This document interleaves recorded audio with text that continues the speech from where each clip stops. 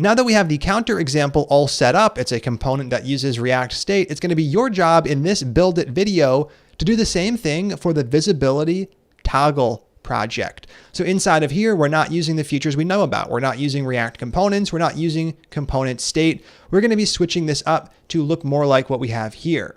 Now, when we first started with the counter example, it looked a lot like what the visibility toggle currently looks like, but we're going to be removing all of that and replacing it with a brand new component-based system. So your challenge is to go through that conversion process. You're going to be creating a new component, rendering it to the screen, setting up state, and making sure that everything renders correctly. So let's go ahead and outline at a high level what I'd like you to do. Step one is going to be to create a component. Since we're trying to render something to the screen, we're going to call this one visibility toggle. And on there, we're going to define three methods. Obviously, we need render. We have to be rendering something to the screen.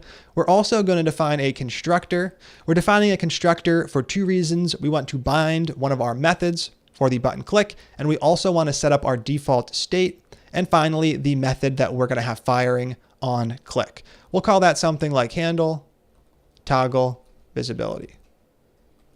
Awesome. Now we have these three methods, but the implementation details are going to be up to you. The last thing I'm going to give you is the piece of state. We're going to have a single piece of state, visibility, and we'll start that off at the value false, and we'll toggle it between true and false depending on how many times the user clicked the button. When visibility is false, the button text will read show details. When the visibility is true, we'll see the content and the button text will read hide details. Now there is no rush. Take your time and try to knock this one out. If you get stuck, try to work through those issues before watching me go through the solution. If you need to refer back to the counter example project, that is perfectly fine. We just learned the syntax. There's no way you remembered it by now. So if you do need to refer back and look at the API, perfectly okay. Take as much time as you need, pause the video, and most importantly, test your work. When you're done, click play. How'd that one go? Hopefully you were able to work through any problems you stumbled upon and you were able to get to the final solution. We're going to go ahead and walk through that process right now. Step one is to create the visibility toggle component. That'll be a new class called VisibilityToggle. We're going to go ahead and extend using extends React.component. In here, we're going to define at first the one thing we have to have. We have to have render. So we're going to go ahead and set that up. And for the moment, I'm just going to return a paragraph tag test. We're going to use React DOM.render to render this component. We'll switch up the Babel command, and then we'll get back to work. That'll be React DOM.render, rendering an instance of a visibility toggle. Make sure you get the I in there. We're going to go ahead and close that off. And the second argument to render is the place we want to put it. As always, document.getElementById. We have a div with the ID of app. Excellent. Now we can go ahead and remove all of the stuff down below. I'm actually just going to comment it out. We can save the file. We can switch up the Babel command and make sure we at least see this showing up. I'm going to do that inside the terminal. In the terminal, we are going to shut down the current command, which was running the counter example file. Now we do still want to run something in the playground folder. It just has a new name.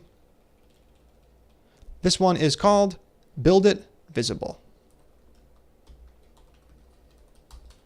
I'm going to run that. Once it starts, I can switch over to the Chrome browser. Right here, I see test, which means that we are ready to continue on to the next step, which is to actually add some of the interesting stuff that our application needs. To kick things off, I'm actually going to take all of the JSX that we have down below and repurpose it because we are going to have very similar stuff. I'm going to take all of this code, uncomment it, copy it to the clipboard, recomment it, and up above, I'm just going to paste it right here inside of render. Now in this particular case, we are creating a const JSX and setting it equal to the JSX expression. We're inside of render, so I'm just going to return it. Now we are correctly returning everything shown inside.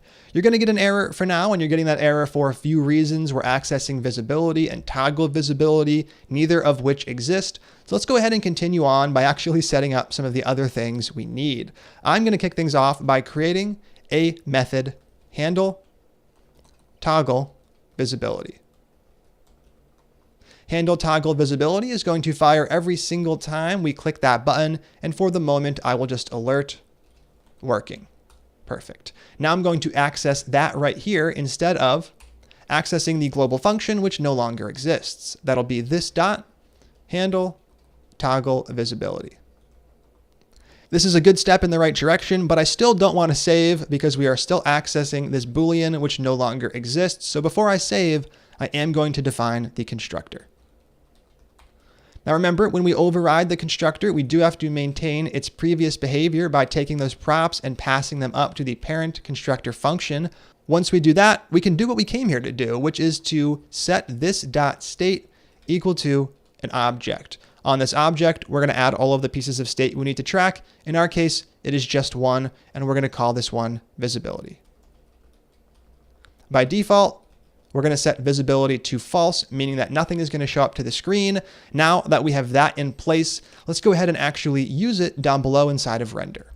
So right here, instead of accessing the global visibility variable, we're going to access this .state.visibility, and the same is true down below. This .state.visibility. Now at this point, if we save the program, it is going to at least render without errors, but the button doesn't actually toggle the state. If I click it, we get working. The last step is to actually call this .setState. Now, if we're going to be accessing this, we have to make sure to preserve the binding. So we're going to do that right here. This .handle toggle visibility. We're going to set it equal to itself. We're going to call bind, and we're going to pass in the correct context. Now we'll actually have access to this .setState. What are we going to do with this .setState? We're going to call it, and we're going to pass in our updater function. Now, do we need to know the current state to calculate the new one? Yes. If it's false, I want it to be true. If it's true, I want it to be false. So I am going to name that previous state argument.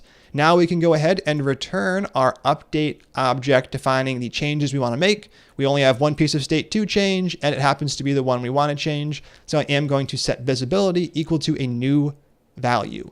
Now that new value is going to be the opposite of whatever the current one is. We can get the current value by accessing previous state.visibility, and we can flip it from true to false or false to true by adding the logical not operator right in front.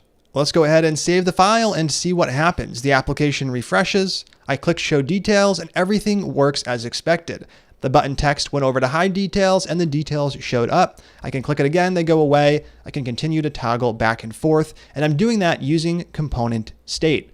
Now that we have this in place, down below, we can remove everything we had previously, and we're just going to leave the new example in place, the one that's using the React component syntax and the one that is using component state. That is it for this video. Now that we have some experience with component state, we're going to go ahead and continue on integrating it into our existing indecision application. I'm very excited to get to that, so stay tuned. I'll see you in the next one.